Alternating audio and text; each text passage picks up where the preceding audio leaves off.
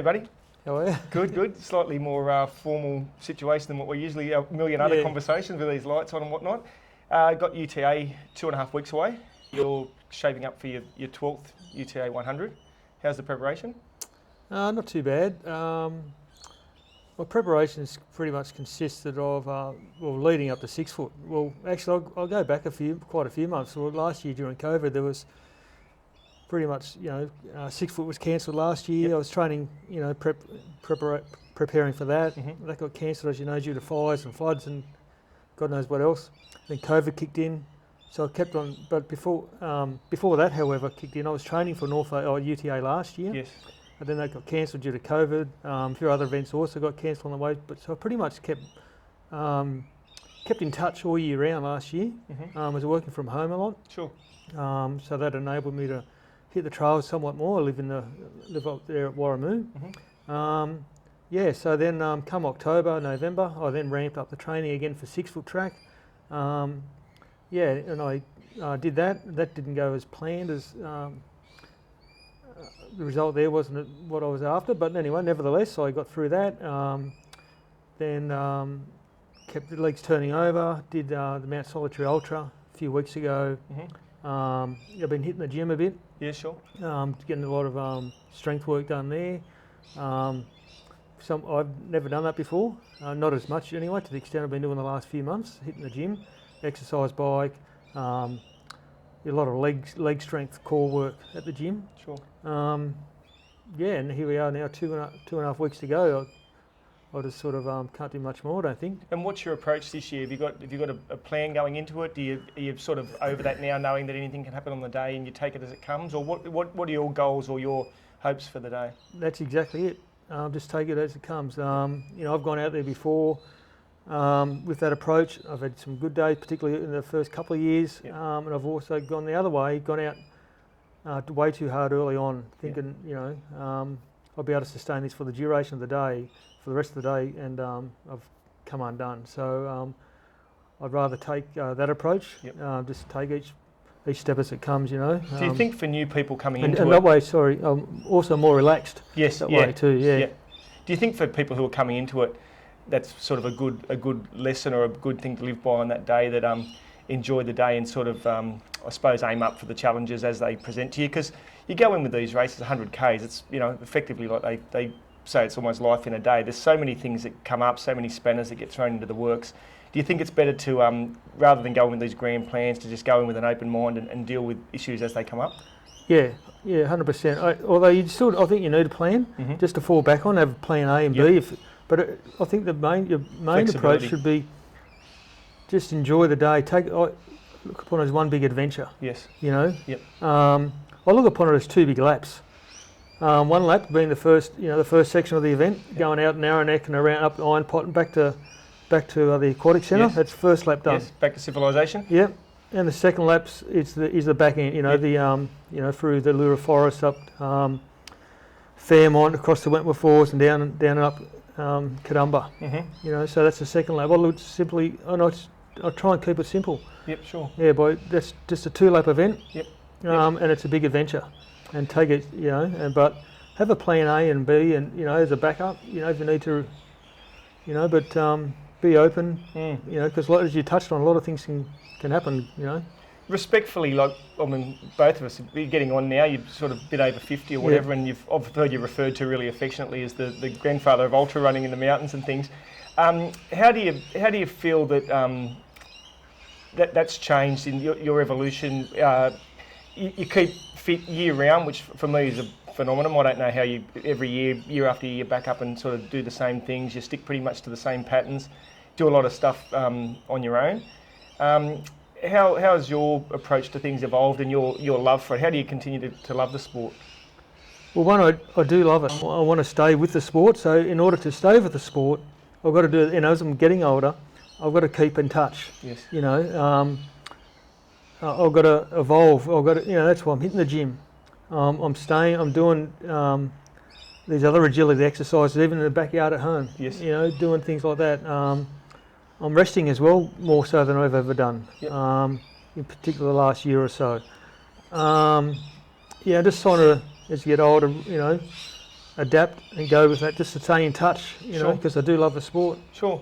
I think back to like 2008, 2009. I remember I went up in 2008 with Ben Berryman and Ben Artup to watch a friend of ours, Dave Richardson, do this 100k race in the hills that we'd never sort of heard of, and it was a miserable, horrible day, and it was difficult. I think there was under 100 people doing it, and I remember reporting back to you and saying what a tremendous thing I thought it was, and then we sort of didn't talk overly about it, and then after 6 foot the following year in 2009, we sort of hatched a little plan. We might have a crack at this. Talk us through that training. As it's half comical, to be perfectly honest, but talk us through that training and what you did back then compared to now. Well, training then compared to now wasn't much. Well, in particularly in preparation for what was known then as the North Face 100 and now the UTA. So, as you said, I did the 6 foot track. Did you win it that year? No, second. Second? Yep. And then I think about 4 weeks later, I did the Canberra Marathon. Yes. And that was a day I'd rather forget. But anyway, and so I didn't do much in between 6 foot and the Canberra Marathon. Yep. I just did a few runs around locally on the road at home just to familiarise myself with running on the road. I don't do that often compared to the trails. Yep. And then that I think was 5 weeks, and I think around about that week, that's when I finally signed up to do I think it was a week or so before the Canberra Marathon. Sure. I think I signed up to do the North Face 100. Yep. So, and again, I didn't have any idea how to approach the North Face 100. You know what training would, but I thought, okay, I've done 6 foot track, the Canberra Marathon. I don't really need much endurance. Mm-hmm. I think that should stay with me until, you know, for another 4 or 5 weeks. So then I just had a few days. I didn't do much. A few days off, and then just did some local trail runs. You know, as you'd remember. Yep. You know, did a few. And you hadn't ran in the night and things, so headlights were a phenomenon. Rather foreign to me. Yeah, it was like really weird. Yep. Just getting used to that. Yeah, that thing on your head. It seems like it's 12 or 13 years ago, but it seems light years. I know that everything's evolving around us so quickly in society today, but how trail running and these 100Ks have come to the fore in the period since is mind blowing for me. I think back then, if you knew someone who'd run 100Ks, it was incredible. But it seems to be the thing to do now. You went out and won that race in your very first attempt at it. Bit of a surreal feeling. Was that? You probably, obviously, you're very competitive, but did you expect to go out and win that race? No, I didn't know where I ended up. To be honest, I didn't even give it one thought where I'd be. I just wanted to. I looked upon that day as being one big adventure. Yep. As I mentioned before, just looked at the course map, saw these 2 big loops. Back then, the course was the first section I think was very similar to what it still is today. Yep. But the second half was in reverse as to what it is today. Yep. And again, it was just I looked upon it as just being a big 2-lap event. Yep. And you know, my approach in that regard hasn't changed either. So obviously, with things like that, you do get competitive. You've got a taste for it, and there's a title to defend. So the training the second year, if I remember, was more focused on UTA, and probably planned a bit further out. The end result on that day was something that I'll never forget. I wasn't sort of anywhere near the finish line to witness it, but obviously you see things and you hear things with your tied finish with Stu Gibson. And for mine and many others, I think that was one of the greatest sportsmanship things we've seen. Talk us through that day. Yeah, well, what an amazing day that was. Like, again, that's something I couldn't have predicted either. Like, with no disrespect to Stu, I hadn't heard of him up until I think about a week before. Someone mentioned his name to me. This guy could be up there in the mix. And okay, rightio. And again, I didn't know much about Stu. And again, I didn't really know. I was hopeful of having a really good day out, but again, I didn't carry too many expectations with him myself. Training had been quite good that year. A few long runs up to Lura from Glenbrook, up the Oaks Trail and Bedford Creek and Inga Fire Trails. Just a couple of those and a few bit of short stuff on the road, and I was pretty much ready for the day. And again, I didn't know much of Stu. Took the day as it came. Actually, I went out pretty hard, to be honest. In comparison to the year before. Yep. And around about before Dumfries Creek, the second checkpoint, I could hear these steps coming up from behind me. Turn over, and it was Stu. So we sort of introduced each other, and and then it was a race. Pretty much a race for 70 kilometres after that. We were trying to get away from each other. Yeah, sure, there were some times where we were together, just chatting away. In fact, it was quite good actually. Take your mind off. But we were still racing, and I remember going up Nellie's Glen. I was cramping pretty bad. Yep. And he pulled out his something out of his pocket, which turned out to be salt tablets. Yep. He was handing me salt tablets, Yep. and I thought, hey, we're meant to be racing each other here, and he's handing me salt tablets. Yeah, so it was just indicative of the remarkable fellow that Stu is. Yep. Yeah. And what about towards the end there, where you both tried in vain to shake each other off? I've heard you quoted saying that you had thought about it, but when he broached it with you, how far were you out, and what did he say about this? We may as well finish this together. Yeah, I can't. Yeah, I'll just go back a step too. One thing with Stu, I was trying to also play mind games with him. I don't know, we were down in Jamison Creek, and I was trying to get into his head about the big climb ahead coming up out of the Jamison Creek up Kadumba, up to checkpoint 5, which that in itself, when we got there, was a funny story too. But I'm trying to just get into his head about this real steep climb. Steep grinding climb. We got ahead of ourselves. Unbeknownst to me, as I said, I didn't know much about Stu beforehand.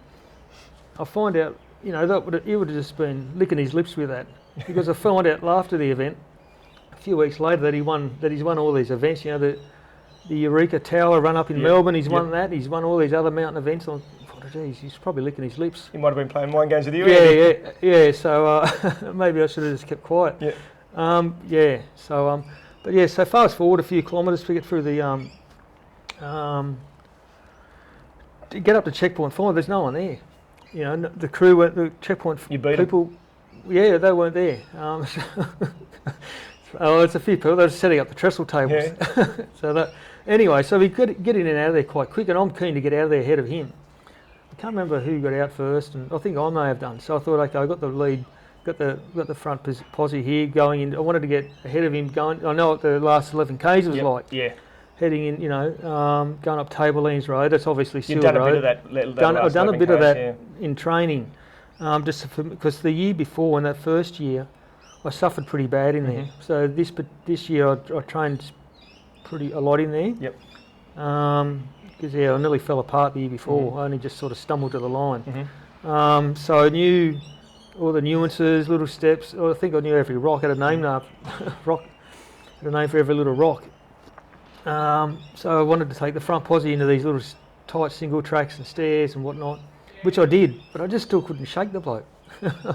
We were like, trying to get ahead of one another for God knows how long, and I think it was just a mutual respect for one another. Like, we've been racing each other the last 65, 70 k's, and we could not shake each other, and it was just a mutual agreement. I forget how the conversation got started and how it all exactly went, but it was basically agreed. Yeah, let's call it a truce. It must have been enormous relief when you were thinking about a sprint finish, and also it must have been an enjoyable last couple of k's, knowing that you were going to do it together. Well, it was pretty close actually. I could see, as you may recall, for the old course, we started and finished at the Fairmont. Yep. And it was around. You could just about a kilometre or 2 kilometres to go. You could sort of see some of the golf course. The Lura golf course is right opposite the Fairmont, and some sections that are coming out that last 1 or 2 k's to go, you can see bits of the golf course. Right. Yep. And it was around about there. I could just see bits of the golf. I knew we were getting close, and again, we just couldn't shake each other. So it was around about there, 2 k's to go.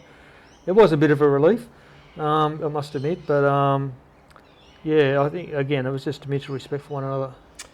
Fast forward another year then, so you go back to defend your third title, and we've got a wild card thrown into the event, Killian Journay. That we again, you're going back to like 2011, so there was nowhere near the YouTubes, the internet. He was new on the scene. He'd done a lot, but In fact, he'd won Western States in 2000. Oh, he'd raced Western States in that great race in 2010, but we didn't know too much about him, and he was going to come over here and blow the course to smithereens. And I don't know that we sort of knew exactly what we were getting to have a look at with that guy. Tell me about the race when you raced Killian.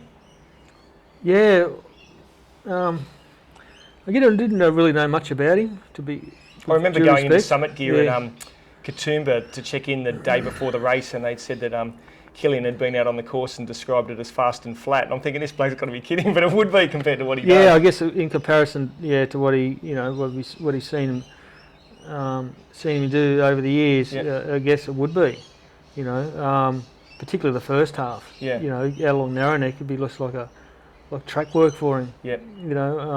You've told me a few times that you were running and he might have stopped to adjust some gear or fix a shoe or whatever, and you'd be off your back, and all of a sudden he'd appear like a cat, like silent, and he was there again. Yeah, exactly right. So, again, I went out pretty hard that day. I guess the start, the occasion, the atmosphere of the event got to me. In hindsight, got to me a bit. I went out in hindsight way too quick, and then along Narrowneck there.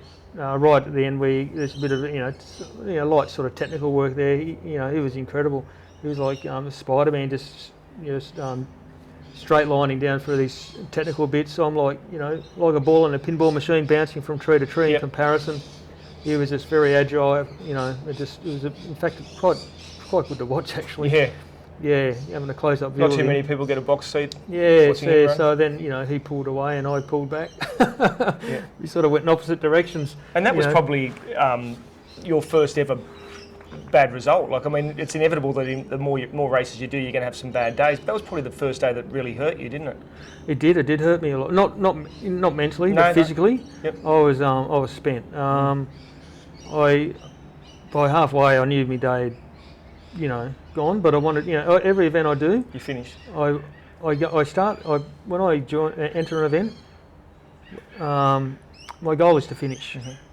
Mm-hmm. Whether good, bad, or indifferent, it's just to finish. And if hopefully results will go well, I do have that competitive spirit in me, and hopefully I will have a good day result-wise. Sure. If not, well, so be it. Yep. As long as I've given it my best. Sure. So. Yeah, by halfway, I was pretty stuffed. Yeah. I was busted. Yep. I knew that, but again, I wanted to finish, and thought I'm going to get there no matter what. And so in that regard, I'm proud of that. Yeah. How bad I was at halfway, and I still managed to finish. Yeah, my word. Yeah. So on that, about that day being physically injured, wounded or hurt. Obviously, you said you managed to keep it together mentally. Tell us a little bit about the differences between being physically damaged and mentally damaged. Obviously, physically damaged is a lot quicker recovery and stuff. But these races that you aim up for and you put a lot of effort in, a bad result or things not going according to plan, they can leave a residual and they can sort of play on the mind, can't they? Yeah. But I have this attitude. There's always tomorrow. Yeah. Sure, hopefully I'll have a good result. But for you that don't tend to doubt your ability or your thing to bounce back, do you? It does get me down a little bit. Yep. I think, what if this or what if that? I could have done that better. All these what ifs and could haves and should haves. Yep. End of the day, it's it's a bad result, and you just got to get up, dust yourself off, and get going again. It's got to be more difficult for people like yourself, some Brendan Davies and things, to turn up. Front up for all these races, and you guys race a lot, and have this enormous weight of expectation that the normal runner doesn't have. They've got their own expectations or their friend group, but people are looking at guys like yourselves and sort of expecting something, and not every day can be the best day either. Do you block that out, or what do you think about that? Yeah, I don't worry about that too much. Yep. Again, it comes down to what I can do within my own limits and what I know I'm capable of, and and again I'll just dust myself off if it doesn't go to plan. I've got this attitude: some days are rocks, some are diamonds. But if I do have a bad day, though, I'm keen to get back out there and make amends. Within 5 minutes, I want to go back. When's the next event? When's the next race? Yes. Because I want to go out there and make amends. Because I know I can do better. Yep. But I think the key thing is there for everyone is to try and learn from your mistakes. What went wrong? How did it go wrong? You know, what was my preparation like? Did I train? Did I overtrain? Did I not train enough? So it's a very fine line or delicate balance. Would you agree that oftentimes there's no answer? Like how you feel today when sometimes when you start running, you know it's going to be a good day or a bad day. You know what I mean? It's there's no rhyme or reason. No. So that's I guess that's another thing that people have got to take into consideration. And physically, well, you know, again, if my legs aren't broken or falling off, well, I'll keep going. Yep. Yeah. Yeah. Nice. So. A couple of years after that, I think it might have been the year after the Killian race or 2 years after, you're doing another race, in another UTA obviously, and you were not having your best day, but certainly not having a bad one. This is one of the funniest stories. Comedy and ultra running don't seem to go hand in hand, not particularly during the race, but I remember someone known really well to both of us had pulled out of the race early in the day and gone back to his hotel room and decided that he would change into a full Alan from the Hangover costume and come out to meet you at QVH for your checkpoint. Tell us a little bit about that, because I can still see your face when you saw it and you couldn't stop laughing, but that really derailed the rest of your day. Tell us why. Well, it didn't really. I don't think it derailed my day, but it certainly brightened me up. But yeah, didn't you go without drink? Didn't you leave without all your stuff then? But yeah, I did. I left. Yeah, I did leave out some stuff. Well, The Hangover is one of my favourite movies, and Alan's one of my favourite characters of any movie. And to see him there, the flesh. Support crew. Certainly, is something I wasn't expecting. Yep. And then I was pretty. I can't remember exactly how I was feeling going into the check. I was a bit dusty, and then so that provided a fair bit of comical relief. Yeah, I can't remember exactly. Yeah, what I intended to get and what I'd left with or left without. Yeah, I remember getting to the end. I didn't have nowhere near as much as what I wanted to take. Yep. Yeah, Nice. but that was a good change up though. You know, mentally as well. Yep. I was feeling a bit dusty in there, so yeah, probably not a bad thing to have. It's part of your checkpoint crew. Get a comedian in. Yeah. Let's have a chat about gear and the evolution of what's happened with running gear, because I mean, your first UTA, correct me if I'm wrong, you cut the sleeves and the neck out of an old 6-foot shirt, and there were, you know, Asics Keanu shoes and a waist belt and all this sort of stuff. Again, so quickly, you know, there weren't specialty running shops or anywhere like that. You go to Rebel and you get a few things, and we'd eat solid foods and whatever you could sort of get in. You must have witnessed some massive changes in gear, particularly your association with North Face. Yeah, 100%. Like the packs were like actual backpacks. Sort of hiking packs, not your traditional backpack, but just like a hiking pack, just small hiking packs. Yeah, we had, didn't know, you know, the headlight was something you'd buy from Bunnings, clunky things, big batteries, and and food, like, yeah, it was all solid stuff. Lollies, you name it, bars, chocolate bars, muesli bars, you know. But ironically, that worked. Yeah. Gatorade. Now, as you just touched on, there's all sorts of stuff out there. You know, products. There's goos, there's gels, there's, you know, bars of all descriptions, powders, salt tablets. You know, the only salt I ever was familiar with was, you know, the salt container. You know, the sacks of salt. Yeah. Now you get these fancy salt tablets and capsules or whatever. Yeah, an array of, you know, as I just mentioned, powders and God knows what else. So certainly come a long way.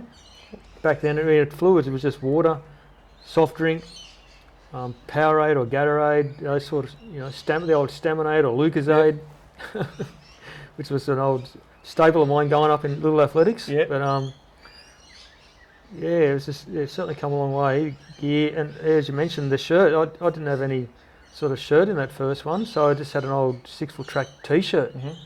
Which I wore in training, I think a week or two before. I thought, gee, I'm getting a bit hot in this, so I cut the sleeves off and away I went. But it worked. Yeah. And you've had a long association now with the North Face. Yeah, So you're sort of always in the best gear in that. You enjoy that relationship.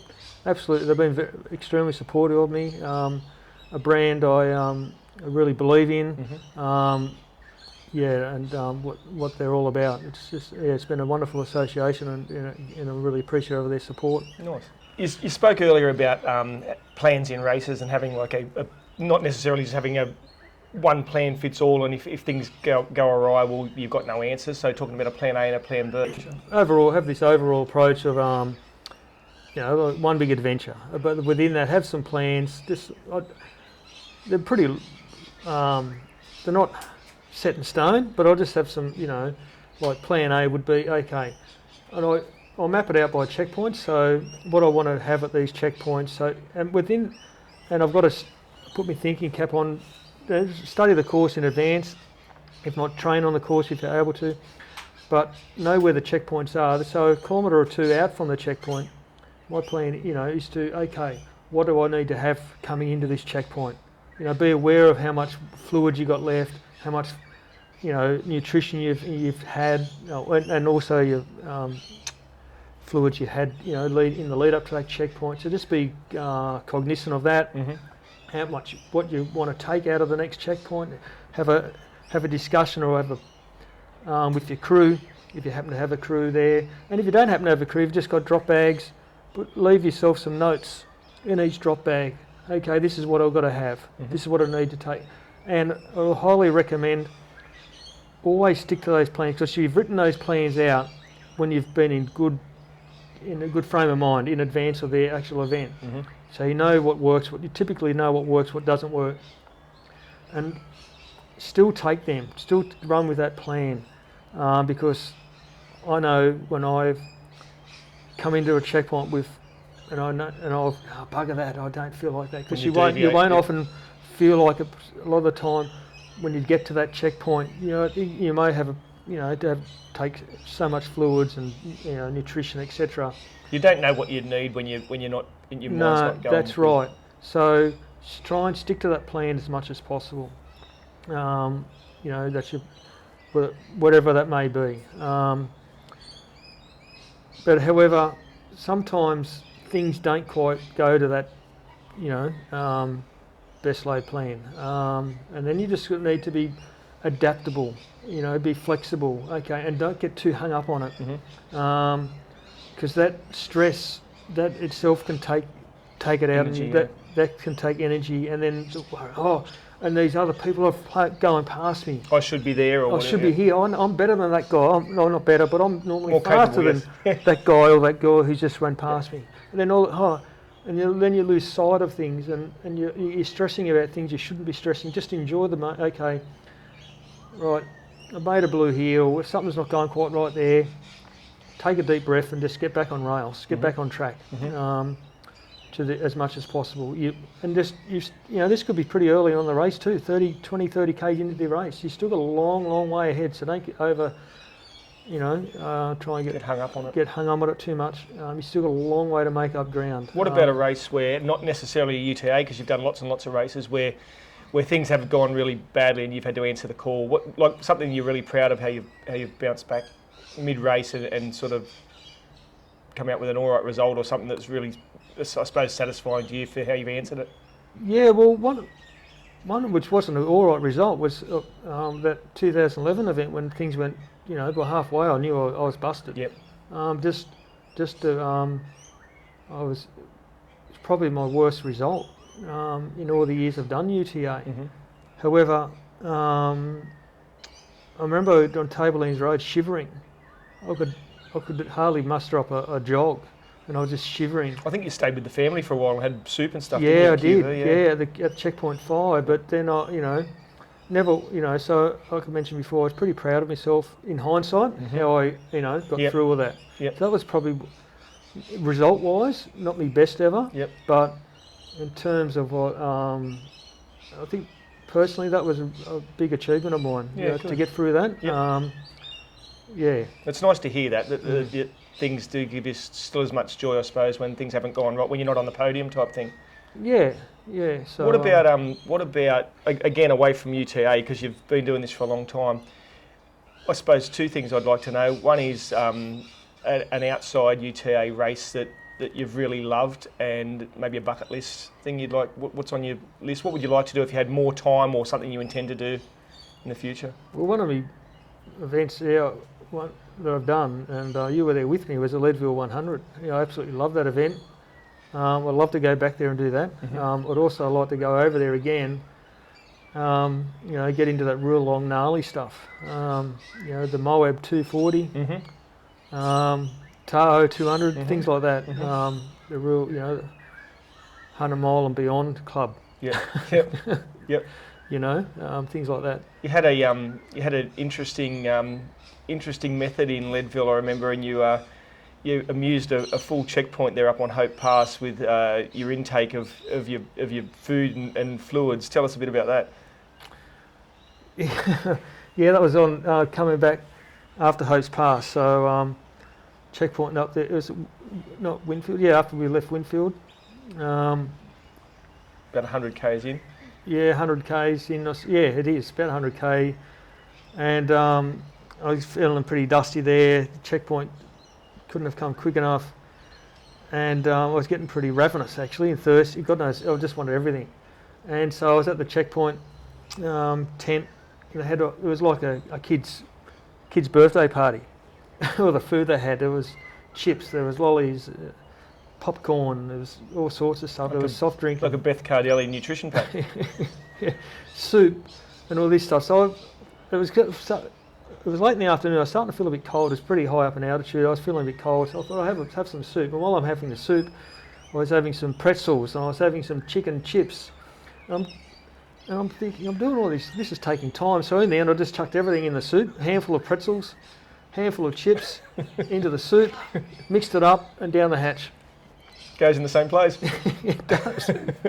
So that tasted all right, actually. Yep. So we did it again. Yep. And I told these people beyond the table, found that quite funny. I said, "Don't try this at home." Yep. So I had one more, and off I went, and that sort of perked me up. It got through to next one was aid station was Twin Lakes, and I did the same thing there again. So that become that was a staple diet going into every checkpoint for the rest of that event. You've met lots of good people in the sport. Who do you look up to yourself, or who do you enjoy racing with, spending time with, training with, having company, in their company? Good question. I've always enjoyed running with yourself, and the band of guys we go running with in the lower mountains here. It's always good company. Just never know what's going to come up around the corner. That's always been good fun over the years. In terms of role models and that, people who have been competitors with yourself that are always going to give you what you expect. Oh yeah, there's the usual suspects. Brendan Davies, of course, he himself is a very incredible runner, and his durability is unbelievable. I've actually had the fortunate opportunity of travelling with Brendan in the Australian mountain running team a few years ago now. That was good experience.